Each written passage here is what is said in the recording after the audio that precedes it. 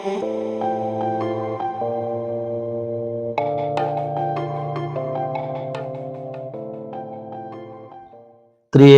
ദൈവത്തിന് മഹത്വം ഉണ്ടായിരിക്കട്ടെ.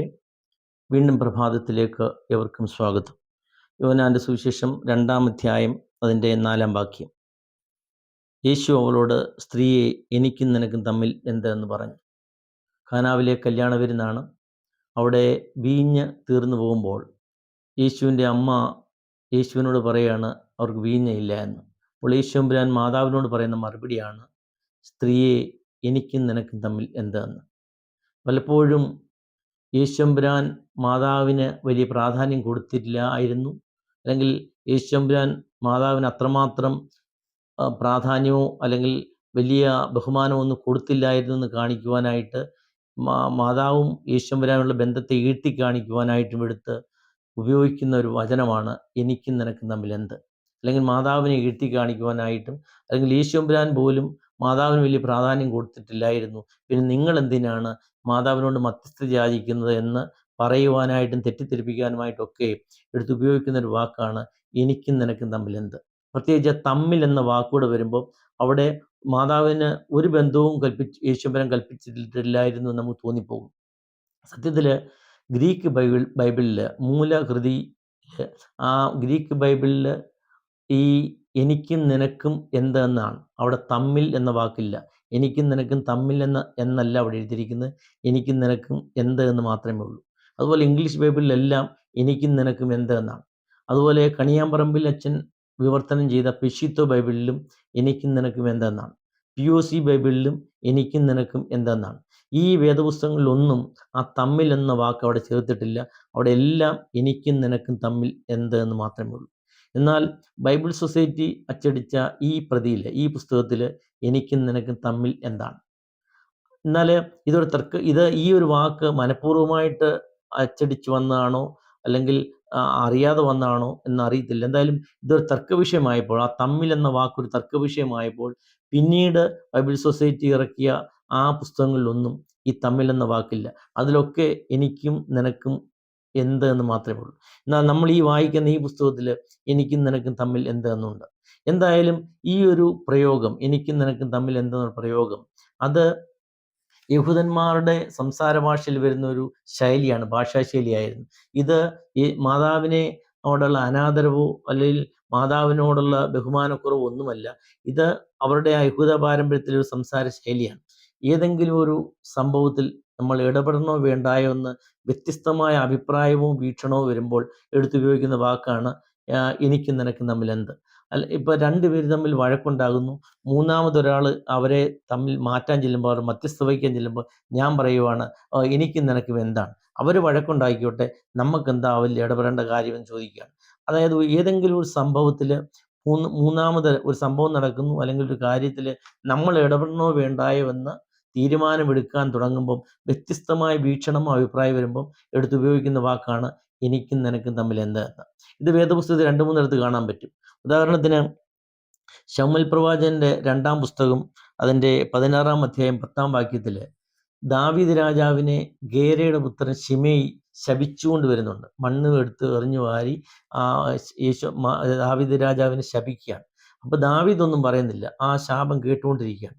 എന്നാൽ ദാവീദിന്റെ ഭൃത്യനായ അബിശായി ദാവീദ് രാജാവിനോട് ചോദിക്കുകയാണ്, യജമാനെ ശപിക്കുന്ന ഈ ചത്ത നായെ ഞാൻ വാൾ കൊണ്ട് അവൻ്റെ തല വെട്ടി മാറ്റട്ടെ എന്ന് പറയുന്നുണ്ട്. അപ്പോൾ ദാവീദ് അബിശായിയെ വിലക്കുന്നുണ്ട്. എന്നിട്ട് ദാവീദ് ഇതേപോലെ ഒരു ശൈലി അവിടെ പറയുന്നുണ്ട്. അവിടെ പറയുന്ന എങ്ങനെയാണ്, സെരൂയയുടെ പുത്രന്മാരെ, എനിക്കും നിങ്ങൾക്കും തമ്മിലെന്ത്. സെരൂയയുടെ പുത്രന്മാരെ, എനിക്കും നിങ്ങൾക്കും തമ്മിലെന്ത്. അതായത് അവൻ ശപിച്ചോട്ടെ, നമ്മളത് ഇടപെടണ്ട എന്നാണ് അതിൻ്റെ ധ്വനി.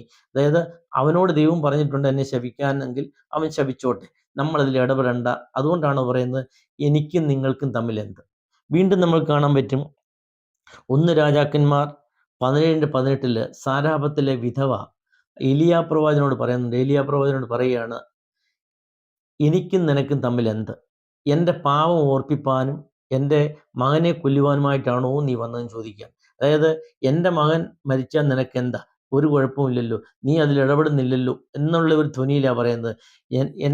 എനിക്കും നിനക്കും തമ്മിൽ എന്ത്? അവിടെ ആ പ്രയോഗമാണ് എഴുതിയിരിക്കുന്നത്. അതായത് ആ കാര്യത്തിൽ നമ്മൾ ഇടപെടണോ വേണ്ടായോ എന്നുള്ളൊരു തീരുമാനം എടുക്കുമ്പോൾ പറയുന്നതാണ്. ഇവിടെയും അതുപോലാണ്. കാനാവിലെ കല്യാണ വിരുന്നിൽ അവരുടെ വീഞ്ഞ് തീർന്നു പോകുന്നു. മാതാവിനോട് യേശുവമ്പുരാൻ ചോദിക്കുകയാണ്, വീഞ്ഞ് തീർന്നു പോയി നമുക്കെന്താ അമ്മേ? നമ്മളതിൽ ഇടപെടേണ്ട കാര്യം എന്താണ്? ഇതാണ് ചോദിക്കുന്നത്. നമ്മളതിൽ ഇടപെടണോ? നമ്മൾ ഇടപെടേണ്ട കാര്യം എന്താണെന്നാണ് എനിക്കും നിനക്കും തമ്മിൽ എന്ത് എന്ന വാക്കിലൂടെ ചോദിക്കുന്നത്. അതുകൊണ്ട് അതൊരു അനാദരവോ ഒരു ബഹുമാനക്കുറവോ അല്ല. മറിച്ച് അന്നത്തെ ഭാഷ, അങ്ങ് യഹൂദന്മാരുടെ ഭാഷാ ശൈലിയിൽ വരുന്ന ഒരു പ്രയോഗമാണ് എനിക്കും നിനക്കും തമ്മിൽ എന്ത്. അതിലൊരു തെറ്റുമില്ല, അല്ലെങ്കിൽ ഒരു ബഹുമാനക്കുറവും യേശുവമ്പുരാൻ കാണിച്ചിട്ടില്ല. സംസാര ഭാഷയിൽ പറയുകയാണ്, മാതാവിനോട് പറയുകയാണ്, അമ്മേ അവരുടെ വീഞ്ഞ് തീർന്നു പോയോട്ടെ, നമ്മൾ എന്തിനാണ് അതിൽ ഇടപെടുന്നതെന്ന് പറയുകയാണ്. ഇത് യേശുവമ്പുരാൻ്റെ മനസ്സലിവ് കുറവോ ഒന്നുമല്ല. കാരണം അവരുടെ വീഞ്ഞ് കുറഞ്ഞു പോയെങ്കിൽ അവരുടെ കുടുംബത്തിൻ്റെ ഭയങ്കര പ്രശ്നമാണ്, അവരുടെ മാനത്തിൻ്റെ പ്രശ്നമാണ്. മനസ്സിലുള്ളവനായ ദൈവം തീർച്ചയായിട്ടും അവിടെ ഇടപെടും. എന്നാൽ ഇത് പറയാൻ കാര്യം എന്താണെന്ന് വെച്ചാൽ യേശുവമ്പുരാൻ്റെ നാഴികേറെ വന്നിട്ടില്ല. കാരണം പരസ്യ ശുശ്രൂഷയുടെ ആരംഭത്തിൻ്റെ കാലമായില്ല. കാരണം പരസ്യ ശുശ്രൂഷ ആരംഭിക്കുമ്പോൾ, അടയാളങ്ങൾ ആരംഭിക്കും മുതൽ കുരിശിലേക്കുള്ള യാത്ര തുടങ്ങിയാണ് യേശുവമ്പുരാൻ. അപ്പോൾ അതുകൊണ്ടാണ് ആ കുരിശിലേക്കുള്ള യാത്ര ഇനിയും തുടങ്ങിയിട്ടില്ല. പരസ്യ ശുശ്രൂഷ അങ്ങോട്ട് ആരംഭിച്ച ആ നാഴിക വന്നിട്ടില്ല. അതുകൊണ്ടാണ് മാതാവിനോട് പറയുന്നത്, എനിക്കും നിനക്കും തമ്മിൽ എന്ത്? എൻ്റെ നാഴികേറെ വന്നിട്ടില്ല എന്ന് പറയുന്നത്. എന്നാൽ യേശുവമ്പുരാൻ അവിടെ ആ നാഴിക വന്നിട്ടില്ലെന്ന് പറയുമ്പോഴും മാതാവിന് വേണ്ടി അവിടെ ഇതാ തൻ്റെ സമയം തുടങ്ങിയാണ്. അവിടെ തൻ്റെ പരസ്യജീവിതത്തിലെ ആദ്യത്തെ അടയാളം കാണിച്ചുകൊണ്ട് അവിടെ ഇതാ ആ വെള്ളത്തെ വീഞ്ഞാക്കി അവരുടെ കുറവിനെ പരിഹരിക്കുകയാണ്. അപ്പോൾ പലപ്പോഴും ഈ ഒരു ഭാഗം മാത്രമേ ഈ തെറ്റിദ്ധരിപ്പിക്കുന്നവരടുത്ത് ഉപയോഗിക്കാറുള്ളൂ. എനിക്കും നിനക്കും തമ്മിൽ എന്ത് എന്ന വാക്ക് മാത്രം. അവിടെ യേശുവമ്പുരാൻ മാതാവിന് വലിയ വില കൽപ്പിച്ചില്ലായിരുന്നു, ആ മാധ്യസ്ഥം പാളിപ്പോയി എന്നെല്ലാം പറഞ്ഞ് പ്രസംഗിക്കുമ്പോൾ, ഈ അത് കഴിഞ്ഞ് ആ മാധ്യസ്ഥം മാതാവ് പറഞ്ഞത് കേട്ടു, തൻ്റെ മാതാവിൻ്റെ അപേക്ഷ സാധിച്ചു കൊടുത്തു എന്ന് ആ ഭാഗങ്ങൾ പലപ്പോഴും അവർ വിസ്മരിച്ചു പോവുകയും അത് പറയാതിരിക്കുകയും ചെയ്യും. അതായത് അവിടെ വീഞ്ഞ് ആ മധ്യസ്ഥത തന്നെ ആ മാതാവ് പറയുന്ന പോലെ തന്നെ അവിടെ സാധിച്ചു കൊടുക്കുന്നുണ്ട്. അതുകൊണ്ട് മാതാവിൻ്റെ മധ്യസ്ഥത എപ്പോഴും നമുക്ക് കോട്ടയാണ്. ആ മാതാവ് എന്തു പറഞ്ഞാലും ദൈവം തമ്പുരാൻ കേൾക്കുമെന്നുള്ള ആ ഒരു ബോധത്തിൽ, വിശ്വാസത്തിലാണ് നമ്മൾ ഈ മാതാവിന് മധ്യസ്ഥ അണയ്ക്കുന്നത്. ആ മാതാവിൻ്റെ മധ്യസ്ഥ കോട്ടയായിരിക്കണം. ആ മാതാവിൻ്റെ നമ്മുടെ ഏത് സംഭവം ഉണ്ടായാലും, ഈ വിരുന്ന് വീട്ടിൽ തന്നെ മാതാവ് അവിടെ ഉണ്ടായിരുന്നു, യേശുവിനെയും ശിഷ്യന്മാരെയും ക്ഷണിച്ചിരുന്നു. അതുപോലെ നമ്മുടെ ഏതൊരു കാര്യത്തിനും പ്രാധാന്യം മുന്നമേ കൊടുക്കേണ്ടത് ഈ യേശുവിനെയും ശിഷ്യന്മാരെയും വീട്ടുകാർ ക്ഷണിച്ച പോലെ നമ്മുടെ സ്ഥാനം കൊടുക്കേണ്ടത് യേശുവിനും ശിഷ്യന്മാർക്കും മാതാവിനും ഒക്കെയാണ്. അപ്പോൾ ആ മാതാവിന് സ്ഥാനം കൊടുക്കുമ്പോഴാണ് നമ്മുടെ കുറവുകളെ നിറവുകളാക്കുന്നത്. നമ്മൾ പോലും അറിയാതെ നമ്മുടെ കുറവുകളെ കണ്ട് കർത്താവിനോട് പറയുന്ന ഒരു മാതാവ് നമുക്കുണ്ടെന്ന ബോധ്യത്തിൽ നമുക്ക് ജീവിക്കാം.